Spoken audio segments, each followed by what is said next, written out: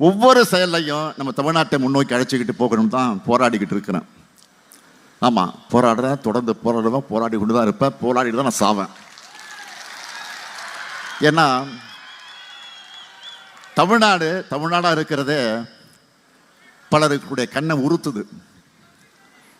ஒன்றிய அரசுடைய ஏஜென்ட்டா தமிழ்நாட்டில் ஏட்டைக்கு போட்டிக்கு அரசாங்கம் நடத்தலாம்னு நினச்சி ஒருத்தர் வந்தார். யார்? ஆளுநர் ரவி. இனிமே இந்த மாநிலத்தை தமிழ்நாடுன்னு அழைக்கக்கூடாது, தமிழகம்னு தான் சொல்லணும் அப்படின்னு சொன்னார். பல ஆண்டு காலமாக போராடி தியாகி சங்கரலிங்கம் அவர்கள் உண்ணாவிரதம் இருந்து உயிர் கொடுத்து நிறைவேறாத கோரிக்கையை தமிழனை தலைமகனாக வந்த நம்முடைய பேரறிஞர் அண்ணா தான் நம்முடைய தாய்க்கு தமிழ்நாடுன்னு பெயர் சுட்டி நிறைவேற்றினார். இதை நாம் விட்டு கொடுக்க முடியுமா?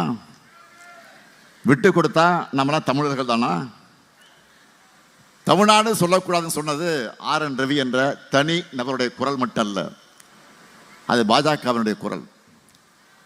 பின்னால் இருந்து இயக்கக்கூடிய RSSின் குரல். அது மட்டுமல்ல,